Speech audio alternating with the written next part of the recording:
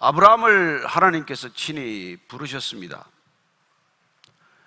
그분께서 직접 찾아오셨고 그분께서 갈대아 우르를 떠나라고 명령하셨습니다. 눈에 보이는 것 하나 없지만, 손에 잡히는 것 하나 없지만 그는 믿음으로 이 길을 떠난 것입니다. 하란에 주저앉을 뻔했어요. 그러나 아버지를 남겨두고 그는 다시 결단을 내리고 가나안 땅으로 들어왔습니다. 하나님이 인도하시는 길이고 하나님께서 친히 부르신 길인데 가나안 땅에 들어왔는데 아무도 환영하지 않습니다. 여러분, 믿음으로 떠났지만, 하나님께서 믿음의 길로 부르셨지만, 그래서 어렵사리 결단하고 여기까지 왔지만, 그러나 믿음의 현실은 항상 내 뜻과 같지 않다는 것입니다. 믿음의 현실은 항상 냉혹하다는 것입니다. 여러분, 믿음의 길은 환상의 길이 아닙니다. 이 냉혹한 현실 앞에 다시 한번 아브라함이 맞닥뜨리게 되는 것이죠. 누구도 환영하지 않는 현실. 여러분, 예수 믿는다고 누가 환영합니까? 이 세상에 여러분들 예수 믿는다고 대단히 박수를 쳐줄 것 같습니까? 그렇지 않다는 거예요. 오히려 믿음대로 살려고 작정했더니 그가 맞닥뜨리게 된 현실은 배고픔이에요. 기근입니다. 10절 말씀 다시 한번 읽겠습니다. 시작. 그 땅에 기근이 들었으므로 아브라함이 애굽에 거류하려고 그리로 내려갔으니 이는 그 땅에 기근이 심하였습니다. 아니, 하나님이 오라 그래서 전능하신 하나님, 영존하시는 하나님이 불러서 왔으면 모든 것이 일사천리로 잘 풀려야 되는 것 아닙니까? 그래야 따라가는 보람이 있지 않습니까? 도대체 나를 무엇 때문에 부르셔서 이렇게 어렵고 먼 길을 왔는데 이곳에서 맞닥뜨리는 것이 도대체 기근이 웬 일입니까? 웬 말입니까?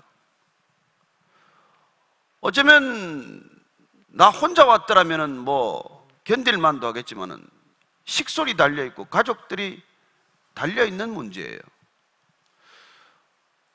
어쩌면 믿음으로 떠난 이 믿음이 가장 먼저 만나는 것은 믿음의 시험이라는 거예요. 믿음의 시험, 믿음의 관문.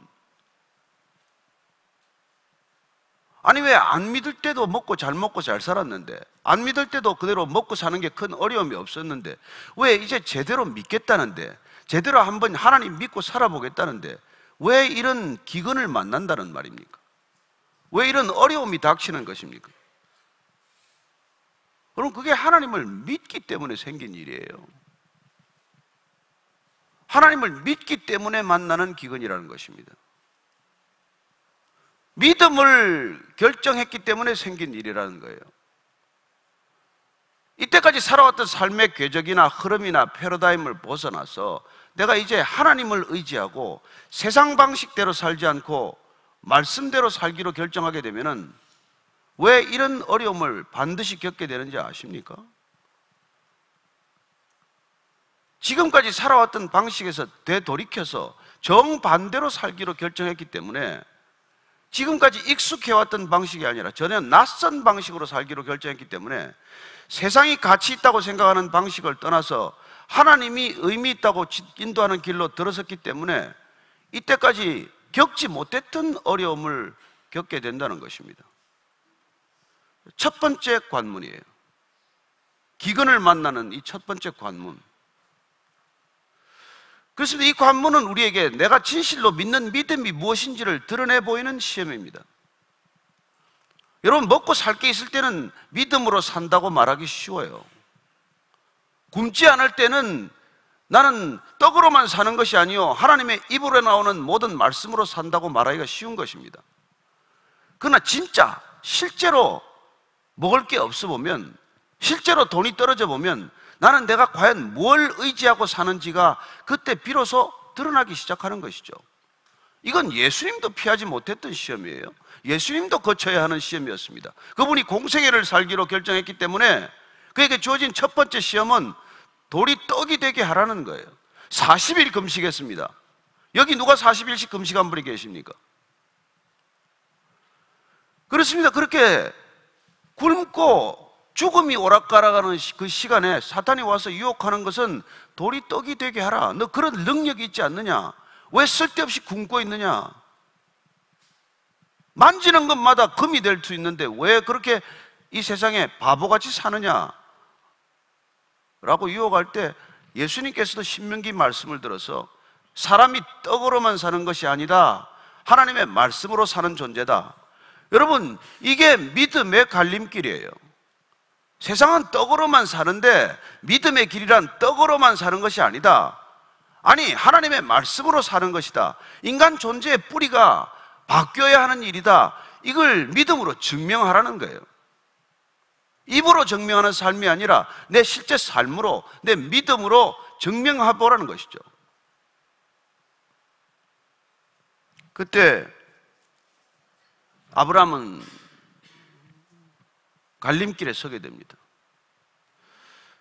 눈에 보이는 현실은 기근이에요. 그러면 이 믿음의 땅에 들어왔지만 다시 내가 먹고 살 수 있는 풍요의 땅을 선택하지 않으면 나 혼자 굶는 문제가 아니에요. 지금 가족들이 함께 굶어 죽어야 하는 문제입니다. 그래서 그는 애굽을 선택하기로 다시 결정을 합니다. 11절 말씀 한번 다시 읽을까요? 시작. 그가 애굽에 가까이 이르렀을 때 그의 아내 사례에게 말하되 내가 알기에 그대는 아름다운 여인이라. 애굽 사람이 그대를 볼 때 이르기를 이는 그의 아내라 하여 나는 죽이고 그대는 살리리라. 원하건대 그대는 나의 누이라 하라. 그러면 내가 그대로 말미암아 안전하고 내 목숨이 그대로 말미암아 보존되리라 하니라. 그렇습니다. 땅에 기근이 심해서 그는 다시 애굽 땅으로 내려가게 됩니다.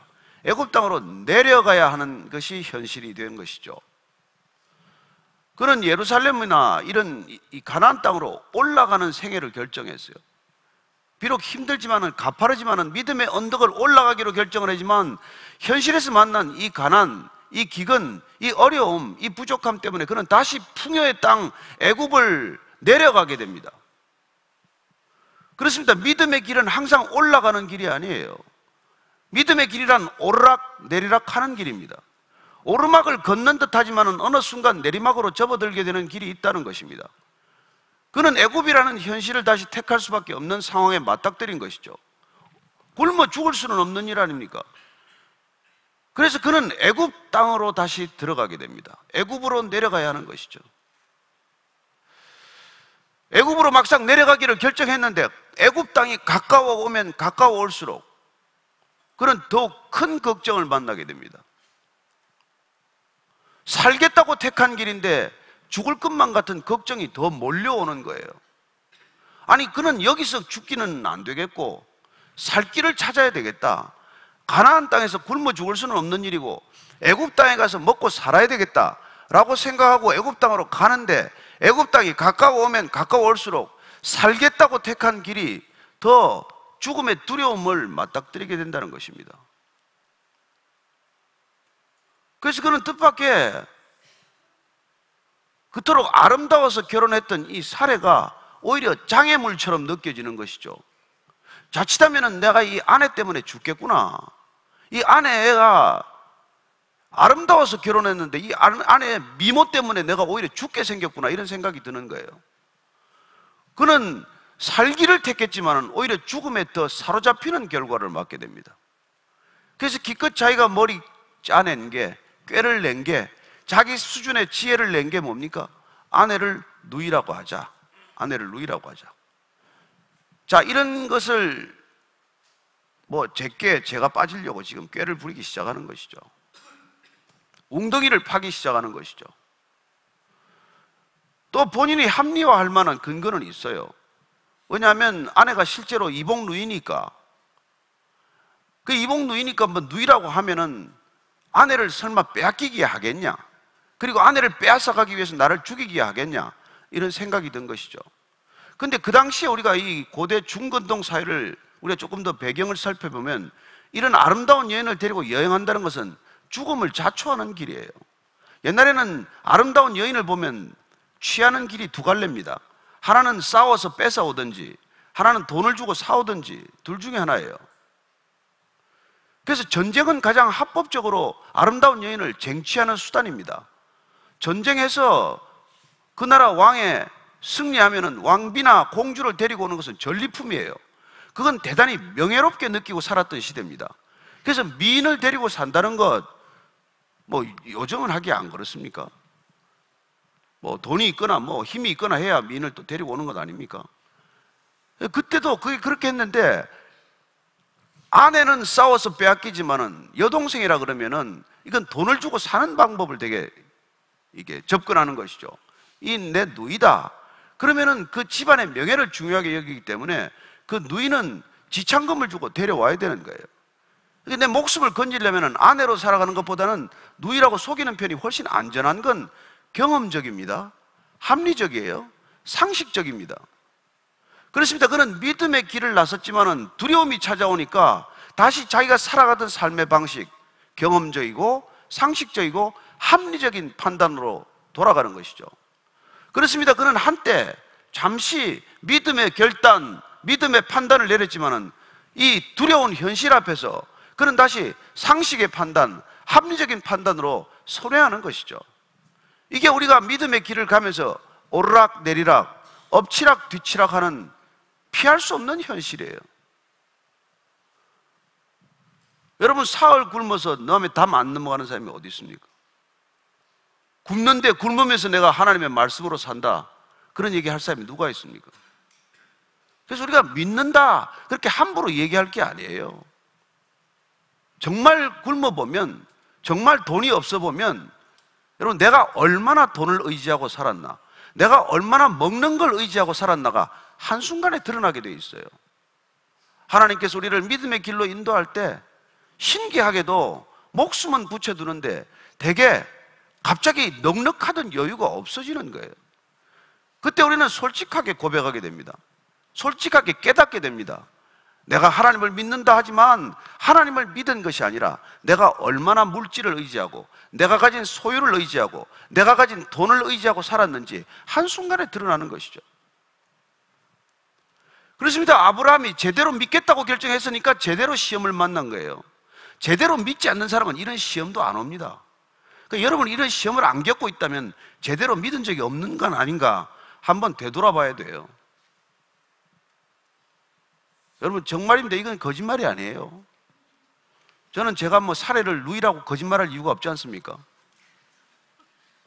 저는 오늘 이 아브라함에게 닥친 이 시험이야말로 하나님께서 택하셔서 제대로 된 믿음을 지금 이끌어 가겠다고 하는 하나님의 의도가 있기 때문이고, 아브라함 또한 하나님을 제대로 믿어보겠다고 결정했기 때문에 일어나는, 겪게 되는 피할 수 없는 시험이라는 것입니다. 이 시험은 늘 믿음을 기준으로 살겠다고 하는 사람에게 닥칠 수밖에 없는 시험이에요. 내 믿음이 어떤 믿음인지를 내가 한번 보겠다는 것입니다. 하나님께서 그 믿음을 반드시 확인해 보시겠다는 것입니다.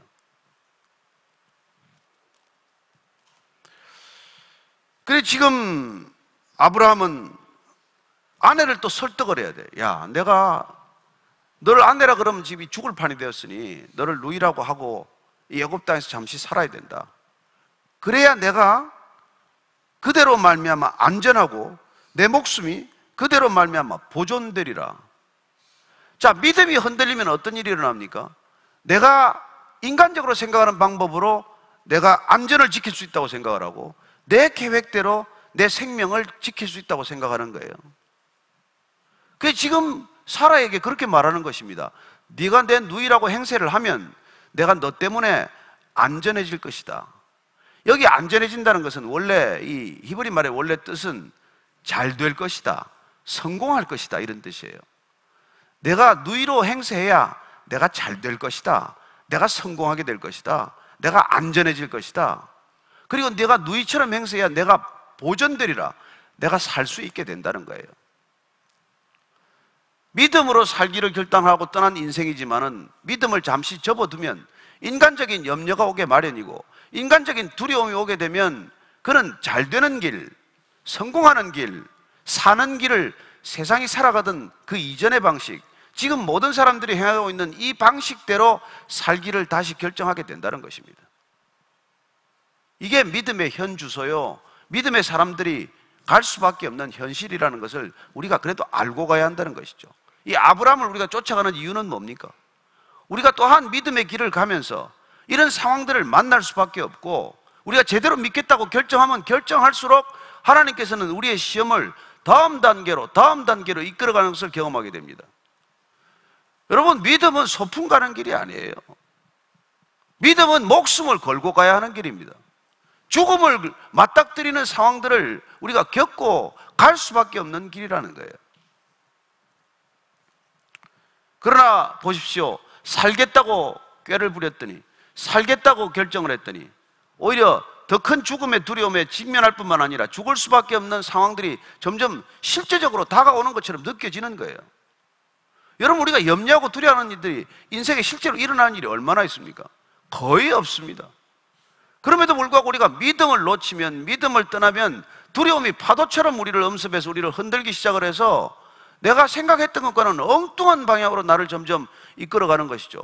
그래서 거짓말하는 것입니다. 그래서 거짓말하면 하나, 거짓말하면 두 개 거짓말할 일이 생깁니다. 거짓말은 거짓말을 부르고, 거짓말은 거짓말을 불러내어서 거짓말로 꼬이게 만들어가는 것을 경험하는 것이죠. 그래서 지금 이거 한 가지 거짓말이에요.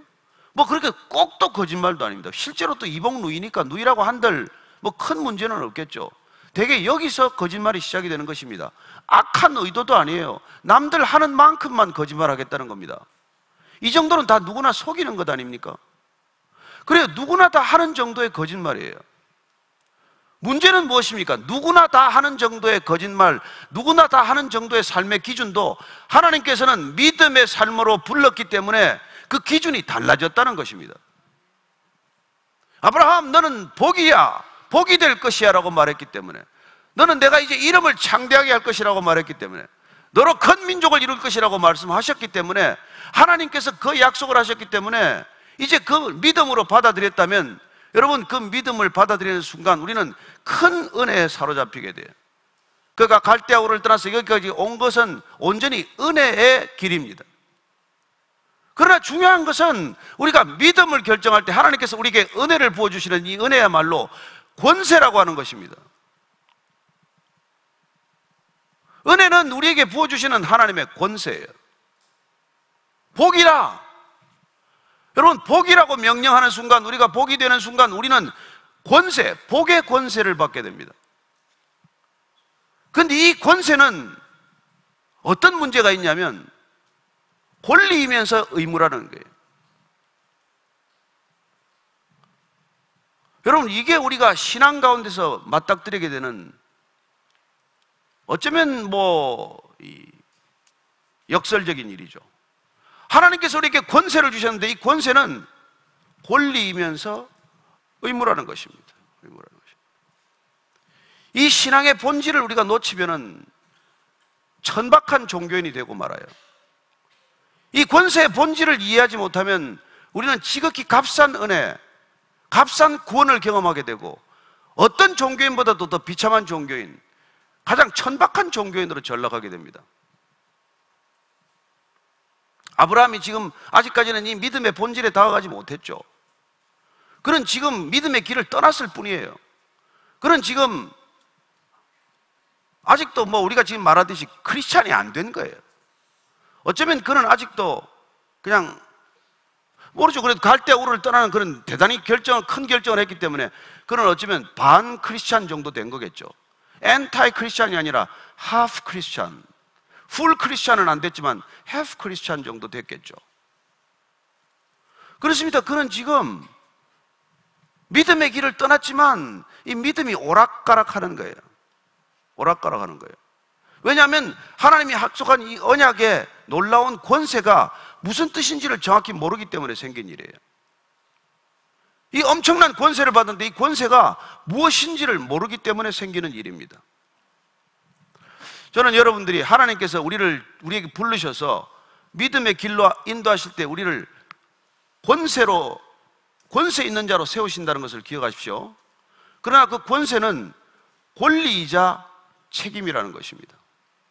예를 들면 이런 거예요. 제가 옛날에 워싱턴 특파원 시절에 88년도, 89년도 그때 워싱턴에 특파원을 지낼 때인데 꼭 서울에서 전화가 새벽에 2시, 3시 오는 거예요. 14시간 시차 때문에. 이게 뭐 전화를 거는 사람이 시차에 대한 생각도 별로 없고, 또 시차를 안다고 하더라도 모든 일이 서울 중심으로 일어나기 때문에 뭐 그렇게 워싱턴 현지 시간을 별로 고려하지 않아요.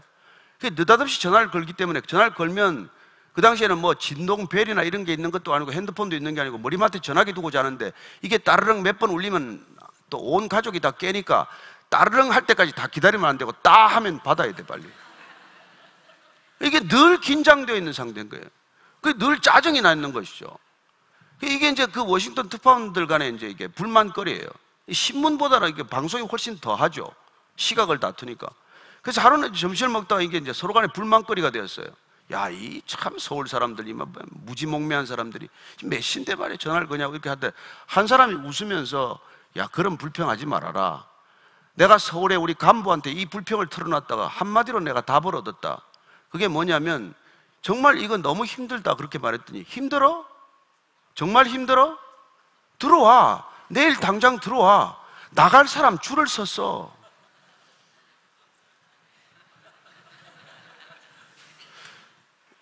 여러분, 이게 말이죠, 거기 나가는 건 하나의 큰 특권이에요. 그 특권은 밤마다 깨어야 하는 책임이 따르는 거예요. 아시겠습니까? 우리 기자실에 제일 잘하는 농담이 있어요. 야, 술 한잔 먹다가 막 내일 기사 써야 되는데 그렇게 하면 이렇게 농담을 해요. 야, 기사만 안 쓰면 기자 정말 좋은 직업인데. 아니, 그러면 학교 선생님이 애들만 안 가르치면 정말 교사 좋은 직업인데 말이 됩니까? 목사가 설교만 안 하면 정말 좋은 직업인데. 아니, 복음을 전하는 것은 특권이요. 그러나 복음을 맡은 자는 복음을 전해야 할 책임이 있는 거예요. 복음을 맡은 건 특권이지만 이 복음을 복음답게 변질되지 않고 있는 그대로 전해야 할 무한 책임이 따르는 것입니다. 이 권리와 책임, 특권과 책임이 항상 함께 간다는 것, 이게 은혜에도 구원에도 있다는 이 본질을 놓치면 안 되는 거예요. 이게 여러분 신앙이 가지는 역설인데, 이걸 놓치면 그야말로 죽도 밥도 안 되는 거예요. 구원파 같은 구원이 나오는 거예요. 한 번 구원받으면 뭐 사라지지 않는 데나, 무슨 짓을 해도 구원이 빼앗기지 않는 데나. 여러분, 그건 구원을 안 받은 거예요. 구원 자체를 안 받은 사람이 하는 얘기예요. 은혜를 모르는 사람이 무책임하게 사는 것입니다. 예를 들어서 사형수가 특사를 받았어요. 특별 사면이나 되었어요. 자유인이 되었어요. 그러면은 그 특별 사면을 받아서 다시 자유인이 되었다는 것은 자유를 누릴 권리가 다 주어졌어요. 그러나 다시 사형 언도를 받았던 그 죄를 다시 짓지 말아야 할 책임, 의무가 주어진 것이란 말이에요. 지금 이게 아브라함이 그걸 이해할 수 있겠어요? 지금 갈대우를 떠나서 하나님께서 인도하는 삶을 살기 시작했다는 게 본질이 뭔지를 지금 알겠냔 말이에요. 하나님이 지금 한 단계씩 믿음의 사람으로 빚어가는 여행을 시작하는 것입니다. 그러나 결코 하나님이 그를 놓지 않으실 것입니다. 요새 젊은 말로 표현하면 이제 믿음의 길이란 밀당이 시작된 거예요. 하나님과 우리와 밀당이 시작된 것입니다. 우리는 하나님을 내 편으로 끌어오려고 해요. 하나님은 우리를 하나님 편으로 끌고 갈 겁니다. 여러분, 낚시꾼이 낚시바늘에 물고기가 걸렸어요. 이제 물고기하고 지금 이제 씨름이 시작이 됩니다. 누가 이기겠어요? 누가 이기겠어요? 물고기가 아무리 발버둥 친들 잠시 늦춰줬다가 땡겼다가 늦춰줬다가 땡겼다가 결국은 낚시꾼에게 걸린 거예요. 저는 여러분들이 그런 신세가 되었다는 것을 잘 알게 되시길 바랍니다. 하나님을 이길 수는 없습니다. 하나님을 이길 도리는 없어요. 여러분들은 이미 하나님께 낚인 거예요. 그분의 추격은 끝까지 우리를 붙들 것입니다. 그러나 지금 아브라함은 지금 뭐가 앞인지 뭐가 뒤인지 뭘 알겠어요. 당장 눈앞에 보이는 것은 배고픔이고 당장 눈앞에 닥친 것은 현실 기근인데, 이 기근의 문제를 해결해야 되지 않겠습니까? 그래서 애굽으로 갔고, 애굽으로 가다가 보니까 두려움이 생겼고, 두려움의 원인이 아내가 아름다운 것이고, 아름다운 아내라면 뺏기고 나 죽을 것 같으니까 동생이라고 하자, 지극히 경험적이고 합리적이고 상식적인 대안을 제시했지만 이 대안이 덜컥 자기를 더 얽어매는 대안이 될 거라는 걸 어떻게 알겠어요? 어떻게 알겠어요? 자, 14절 15절입니다. 시작. 아브라함이 애굽에 이르렀을 때 애굽 사람들이 그 여인이 심히 아름다움을 보았고 바로의 고관들도 그를 보고 바로 앞에서 칭찬하므로 그 여인을 바로의 궁으로 끌어들인지라. 여러분, 그 당시에 이게 누이라고 했기 때문에 이제 누군가 고관들이 몸값을 제시했을 거예요. 이게, 야, 이때 사례가 지금 65세예요. 이 뭐 눈이 삐어도 어떻게 저렇게 삐었나 생각할지 모르지만은 사례가 127세에 죽습니다. 65세면 지금 중년 부인이에요. 게다가 함족은 얼굴이 검어요. 이 샘족은 얼굴이 좀 희지 않습니까? 그러니까 우리로 치면 금발에 그냥 원숙한 미인이 나타나는 거예요. 괜히 나이만 보고 얘들이 뭐 돌았나 이렇게 생각하지 마시고, 게다가 이렇게 사례가 아기를 낳지 않았거든요. 그러니까 몸매가 아직 흐트러지지 않았어. 퍼지지도 않았고. 그래서 이게 아주 그냥 이 함족속들이 볼 때는 절세 미인이 나타난 거예요. 우선은 동네 사방에 소문이 났다가 또 이런 거 정치하는 사람들이 금방 정보로 캐치하지 않습니까? 이제 궁중에도 소문이 들어갔어. 그 중에 벌써 고관이라면 누가 직접 거려보기도 했을 거예요. 근데 아브라함이 돈을 액수를 제시해도 이제 거절했겠죠. 그러다가 이게 관리들, 고위 관리들 간에 이해가 되다가 바로 귀에까지 이제 들어간 거예요. 여러분, 이 강요회의 수준이 이 정도예요. 지금 임금 앞에서 강요회의 하는데 기껏 지금 가나안 땅에서 내려온 한 사람의 그 부인, 그 동생이 그렇게 절세 미인이다. 이게 지금 강요회의 아젠다가 된 거예요. 너무 흉보지 마세요. 이게 제가 들으니까 뭐 중동의 어느 나라에서는 대장금이 시청률이 90% 올라가니까 강요회의 절반 이상을 대장금 이야기만 했대요. 뭐 대단히 나라를 인원하는 사람들이 큰일을 인원한다고 생각하지 마십시오. 수준이 되게 이 수준들입니다. 뭐 미인이 나타났다는 첩보가 들어왔습니다. 뭐 금액이 엄청나답니다. 이거는 바로 밖에서밖에는 할 수는 없습니다. 이런 정도 수준이에요. 바로라는 것은 그 당시에 이게 애굽의 왕 이름입니다. 가이사는 로마 황제 이름이죠. 아비멜렉은 블레셋 왕의 이름이에요. 바로가 이미 이제 그걸 들은 거예요. 그러니까 바로는 뭐 돈에 구애받지 않아. 지참금이 얼마든 데려와라. 뭐 지참금 엄청 받게 된 거죠. 16절 한번 보시죠. 액수를 한번 보시죠. 16절 시작. 이에 바로가 그로 말미암아 아브라함을 후대함으로 아브라함이 양과 소와 노비와 암수 나귀와 낙타를 얻었더라. 여러분, 뭐 양과 소와 뭐 암수 나귀와 낙타, 지참금이 그 당시에 가장 값진 거는 다 몽땅 왔어요. 게다가 종들도 왔어. 남녀 종까지 왔어요. 실제로 사례가 내 누이였다면 대박 난 거 아닙니까? 기근을 피해왔다가 이런 엄청난 잘된 결정이 어디 있습니까? 일생일대 좋은 선택이죠. 갑자기 거부가 된 겁니다. 종들까지 내 수중을 들게 되었어요. 근데 그날 밤에 잠이 오겠습니까? 어쩌면 탄식했을 거예요. 내가 그 갈대아우르를 왜 떠났나? 내가 지금 도대체 여기서 뭐 하고 있나? 모르죠. 뭐 사례하고 사이가 안 좋았다면 잘 됐다 이제 뭐 이랬을지 모르겠지만 아브라함이 그런 사람은 아닌 것 같아. 그러니까 아이가 없어도 부림이 없어도 다른 여자를 얻지 않고 꿋꿋이 사례하고 살았던 거 아니에요. 그만큼 사례를 사랑했는데 이게 무슨 봉변이냐면 날벼락이냐 말이에요. 아마 그날 밤에 아브라함이 이게 쭉 과거를 되짚어 보다가 눈물이 나기 시작하더니 아마 통곡을 했을 거예요. 내가 지금 뭐하러 여기까지 왔지? 이까지 양이나 소나 이게 뭐야? 물론 뭐 사례가 사랑하지 않았다면 그날 양 잡고 소 잡고 손님 물어서 파티를 했겠지만 그게 아니란 말이에요.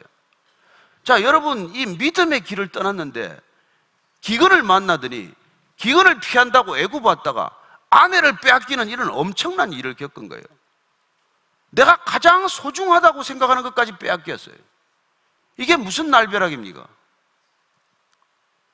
이런 길을 가는 것이 믿음의 길이라는 것을 우리가 지금 배우지 않으면 우리 앞에도 이런 길이 닥칠 터인데 또 이미 닥쳤는데 우리는 어떻게 이 길을 넘어가야 할 것인가? 과연 믿음이란 무엇인가? 내가 무엇 때문에 믿는가? 여러분, 이거 잘 생각하셔야 합니다. 믿음은 하나님을 내 편으로 끌어들이는 일이 아니에요. 그건 종교인들 나부랭이나 하는 일이에요. 믿음이란 내가 하나님 편에 서기로 결단하는 것입니다. 내가 살아가던 니므롯의 길, 바벨탑을 쌓는 삶이 아니라 이제는 제단을 쌓겠습니다. 온 사람이 바벨탑에 광풍이 불고 있는 이 시대 가운데서도 나는 오직 영원한 하나님 한 번 바라보고 제단을 쌓는 그런 인생 살겠습니다 결정하고 하나님 편에 서기로 하는 삶을 택했는데, 잠깐 기근이 왔다고, 잠깐 어려움이 왔다고 세상 방식으로 돌아갔더니 이거 지금 몽땅 다 잃은 거예요. 남은 게 하나도 없는 겁니다. 그 양 몇 마리 온 게 문제가 아니라 아내까지 잃게 되었다는 거예요. 아내까지. 눈물의 밤을 지새웠을 거예요. 진물의 밤을. 근데 이제 울면서 뭐 했겠어요? 저는 아브라함이 이때 간절하게 기도했다고 믿습니다. 울었을 거예요. 통회했을 거예요. 하나님, 이건 아니지 않습니까? 이건 아니지 않습니까? 그랬더니 17절 말씀입니다. 시작. 여호와께서 아브라함의 아내 사레의 일로 바로와 그 집에 큰 재앙을 내리신지라. 여러분, 무슨 재앙인지 모르겠어요. 제가 뭐 어젯밤에 이런 생각 저런 생각을 많이 해봤는데 그 재앙이 뭔지. 근데 한 가지 분명한 것은 이 사례와 함께 결혼식이라도 하나 제대로 드려보려고 준비하는 과정 속에서 이 여자 때문에 큰일을 만난 거예요. 그래서 바로가 그 얼핏 깨달은 거예요. 이 여자하고 이게 결혼하다가 무슨 일이 생기겠구나. 그 정도의 큰 재앙이 닥친 거예요. 무슨 일인지 정확히 모르죠. 나중에 사례 만나면 가서 물어보시다. 근데 좌우지간 이런 엄청난 일을 겪게 된 거예요. 그래서 바로가 이건 결혼해서는 안 된다, 이 여자는 안 되겠구나 해서 제가 본 때는 좀 족친 것 같아. 그날 밤에 넌 누구냐 정체가, 넌 도대체 넌 정말 맞냐, 네 나이는 정확히 몇 살이냐, 이제 뭐 이런저런 걸 따지다가 결혼한 게 드러난 거예요. 결혼한 게. 예.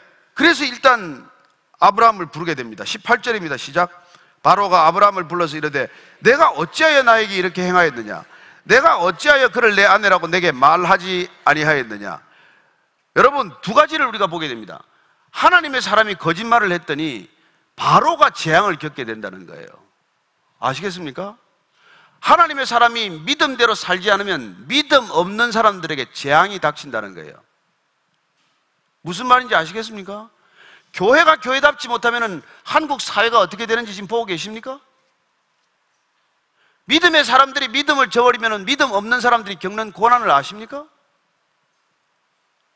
하나님이 구원의 통로로 삼으신 이 교회가 복음의 본질을 잃어버리면 사회가 총체적으로 부패한다는 거 아십니까? 이게 지금 이 메시지가 주는 거예요. 거짓말은, 이게 지금 누가 바로가 거짓말했습니까? 아브라함이 거짓말했는데 재앙은 누구한테 내렸어요? 재앙은 지금 바로에게 내리고 있지 않습니까? 여러분, 이게 지금 우리가 믿음으로 사는 사람들이 정직해야 할 이유고, 믿음으로 사는 사람들이 이 땅을 진실로 축복하며 살아야 할 이유죠. 내가 복이라고 했으니까 우리가 기준이란 말이에요. 우리가 기준을 놓치면 다른 사람들이 페널티를 받는 이런 어처구니 없는 모습을 보게 된다는 것이죠. 또 한 가지, 바로가 지금 아브라함을 불러서 지금 뭐라 그럽니까? 너 왜 아내를 누이라고 속였느냐? 믿음 없는 사람한테 믿음 있는 사람이 야단을 맞게 된다는 것입니다. 비크리스찬들이 크리스찬들을 욕하기 시작한다는 것입니다. 우리가 믿음을 떠나면, 우리가 믿음대로 살지 않으면, 하나님의 말씀대로 살지 않으면 하나님 모르는 사람들이 고난을 겪게 되고, 또한 그들로부터 우리가 비난을 받게 된다는 거예요. 오늘날 교회가 조롱받는 게 우연입니까? 우리가 잘하는데 지금 욕 얻어먹고 있습니까? 이런 일들을 겪게 된다는 거예요.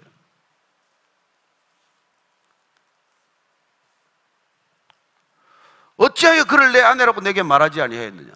왜 나한테 거짓말을 했느냐? 이런 얘기를 듣는 것이죠. 자, 19절 20절 읽고 마칩니다. 시작. 내가 어찌 그를 누이라 하여 내가 그를 데려다가 아내를 삼게 하였느냐?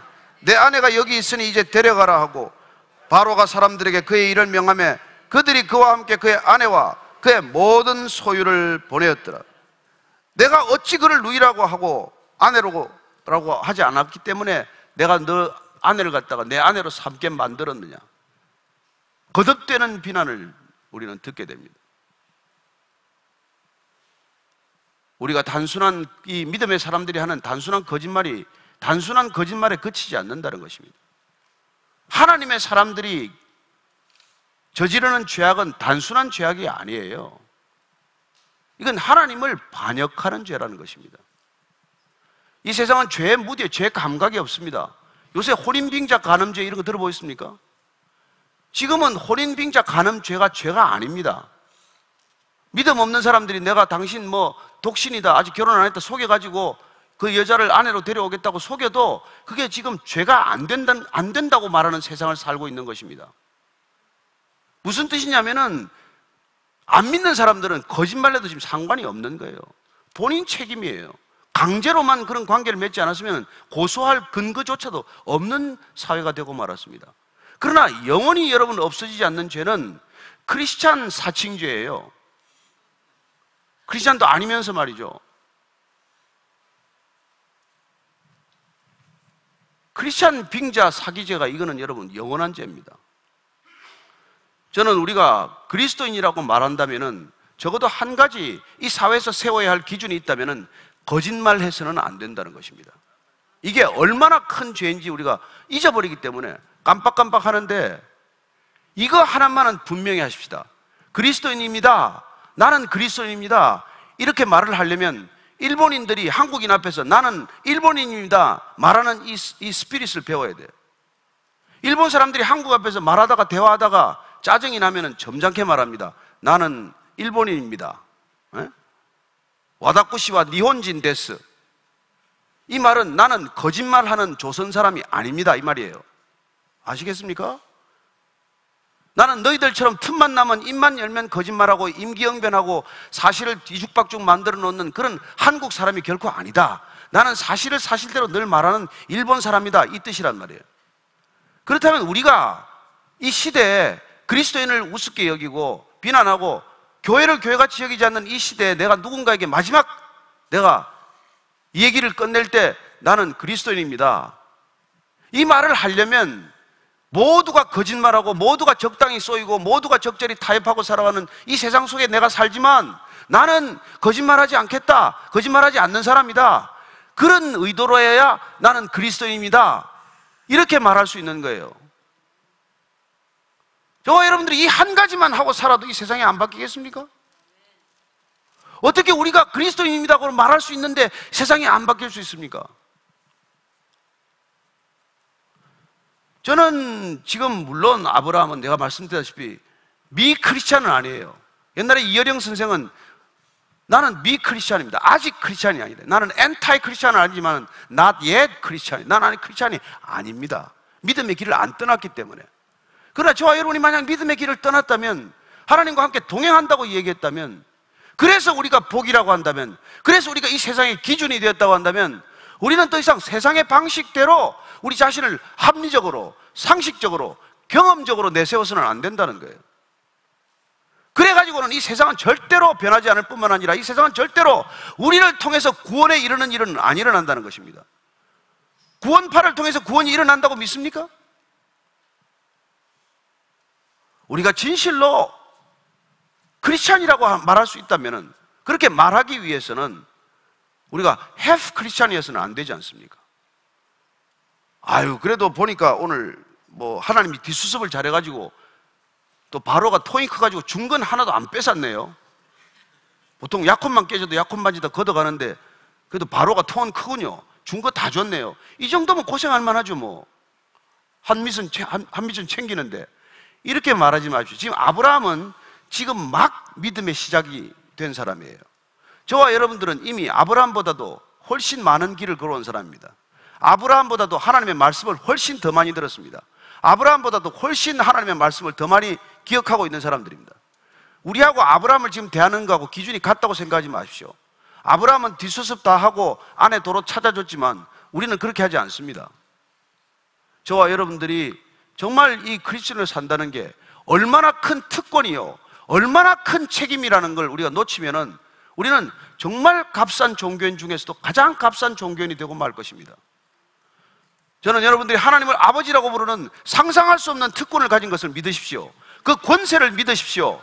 그 권세를 사용하십시오. 그 권세를 사용하는 것은 특권입니다. 그러나 그 권세에 합당하게 사는 것은 책임입니다. 그 두 가지는 절대로 분리되지 않습니다. 그 엄청난 특권을 우리에게 주셨고, 우리가 살아낸다면, 살 수 있다면 우리가 그 특권에 걸맞는 책임을 마땅히 다하며 살아야 하는 것입니다. 그게 그리스도인의 정체성이요, 그게 그리스도인만이 갖는 노블리스 오블리주예요. 무례한 그리스도인, 그런 사람 없습니다. 무책임한 그리스도인, 그런 사람 없습니다. 아무데나 불법 주차하는 그런 그리스도인 없습니다. 내 예배 드리겠다고 남에게 피해 주는 사람, 그런 사람 없습니다. 그리스도인이 원래 아니었을 뿐입니다. 원래 그리스도인 아닌 사람들끼리 모여서 예배 드린다고 예배가 됩니까? 저는 오늘 이 시대가 하나님께서 다급하게 정말 그리스도인들을 부르고 계신다고 믿습니다. 저와 여러분들이 하늘과 땅의 모든 권세를 가진 그분 예수 그리스도를 우리가 주님이라고 불렀다면, 하나님을 아버지라고 불렀다면, 우리는 그게 걸맞는 권세를 가진 것을 믿으시되, 그러나 그 엄청난 특권을 날마다 행사하는 못지않은 책임이 주어졌다는 것입니다. 복음은 특권입니다. 그러나 복음을 전하는 것은 의무이고 책무입니다. 복음을 맡은 자는 마땅히 복음을 전해야 하는 줄로 믿으시기 바랍니다. 우리가 그걸 변명하면 우리는 그 권세를 빼앗기게 됩니다. 저와 여러분들이 변명하는 순간 그 권세는 사라지게 되어 있어요. 그래서 그리스도인들이 한 가지 기억하십시오. 변명할 권리가 없는 것이 그리스도인이에요.